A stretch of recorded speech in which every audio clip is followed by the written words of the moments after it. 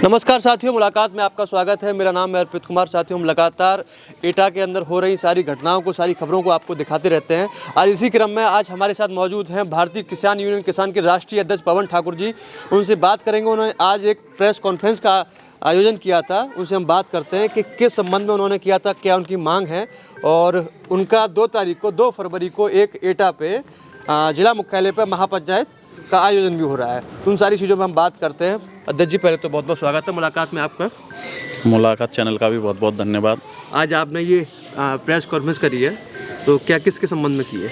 आज की जो प्रेस वार्ता है जी, एक हम 2 फरवरी को किसान संदेश महापंचायत कर रहे हैं कलेक्ट्रेट एटा पर, जी, जिसमें हमारी मांगें हैं किसान आयोग का गठन होना चाहिए, क्योंकि चुनाव 2024 का फिर दोबारा आ गया।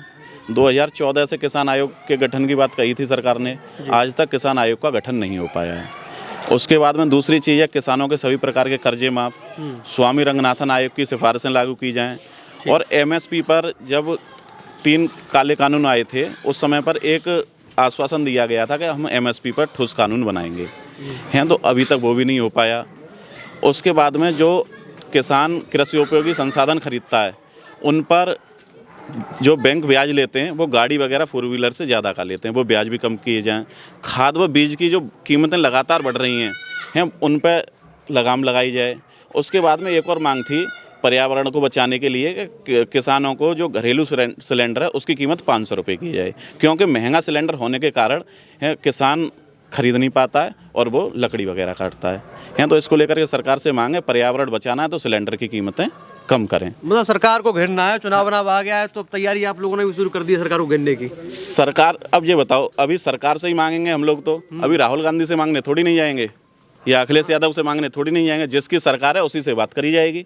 इन्हीं मुद्दों को लेकर के अब सरकार से 2-2 हाथ करने के लिए सभी किसान संगठन तैयार हैं और हमारा भी संगठन। अब सरकार है, सरकार दावा कर रही है कि वो तो किसानों के हित में बहुत ज़्यादा काम कर रही है, जैसे कि किसान सम्मान निधि दे रही है और सरकार ने केवल सारी चीज़ें बहुत, सरकार ने जो भी काम किए हैं कागजों पे किए हैं।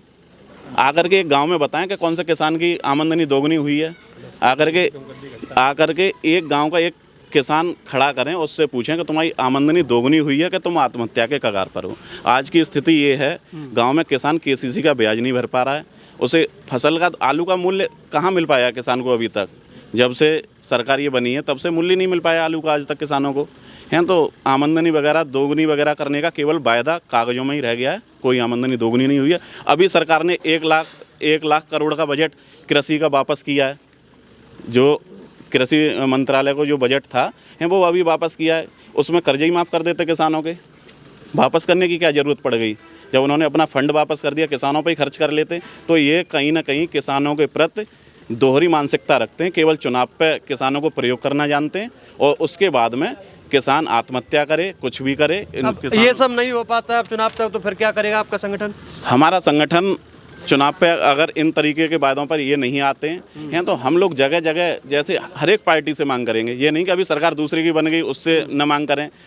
जो भी राष्ट्रीय पार्टी हैं सभी को ज्ञापन के माध्यम से हम अपनी बात पहुंचाएंगे। चुनाव लड़ें, सरकार कोई भी बनाए। अन्यथा की स्थिति में जो रैली वगैरह होंगी उसमें हम अपना एक ज्ञापन हर रैली में दिलवाएंगे, और नहीं तो अगर नहीं मानते हैं तो अपना विरोध, सड़कों पर विरोध करेंगे। 2 तारीख के कार्यक्रम के बारे में थोड़ा बता दीजिए। 2 तारीख का जो कार्यक्रम है उसमें हम अपना एक जो मांग पत्र बनाया हमने उसको सरकार तक पहुंचाने के लिए प्रयास कर रहे हैं कि यहाँ का जिला प्रशासन, यहाँ के जिलाधिकारी बड़ा ही हमने सुने हैं कि अच्छा काम कर रहे हैं, तो वो सरकार तक हमारे ज्ञापन को पहुँचाएँ। और अगर उससे पहले भी बहुत सी छोटी छोटी समस्याएँ, यहाँ पे एक गांव है अचलपुर, आज तक उसमें विद्युतीकरण नहीं हुआ। सरकार वायदे, आज एक ओटीएस योजना के इतने बड़े मतलब गीत गाए जा रहे थे कि ओटीएस योजना से हमने जान कितने करोड़ की वसूली कर ली है। तो जब एक गांव में विद्युतीकरण नहीं कर सकते हैं तो सभी योजनाएं जीरो हैं इनकी। नहीं तो इन सारी चीज़ों को पीछे फॉलो किया जाएगा, अगर नहीं होती है कि ये केवल एक कार्यक्रम हो जाएगा उसके बाद सब खत्म हो जाएगा? हमारा संगठन का जब से संगठन है तब से हमारी कार्यशैली सब संगठनों से अलग रही है। जो कह दिया वो कर दिया। कैसे अलग है? क्या उपलब्धि है यहाँ, क्या कर लिया? हमने जिले में अवागढ़ टीटीजेड में से हटा था। संगठन ने आंदोलन किया, लगातार 3-4 वर्षों के आंदोलन के बाद में उसे टीटीजेड में पुनः शामिल किया गया।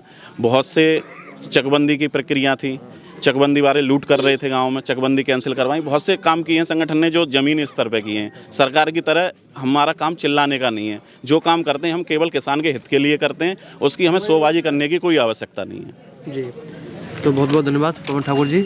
साथियों, ये थे हमारे साथ पवन ठाकुर जी, जिन्होंने कहा कि इनकी कुछ मांगे हैं, उसको लेकर 2 तारीख को एटा मुख्यालय पे, जिला मुख्यालय पे धरना प्रदर्शन है उनका, महापंचायत है। अगर वो मांगे नहीं मानी जाएंगी तो वो सरकार से 2-2 हाथ करने के लिए तैयार भी हैं। साथियों, मुलाकात को देखते रहिए, लाइक और शेयर करते रहिए। बहुत बहुत धन्यवाद।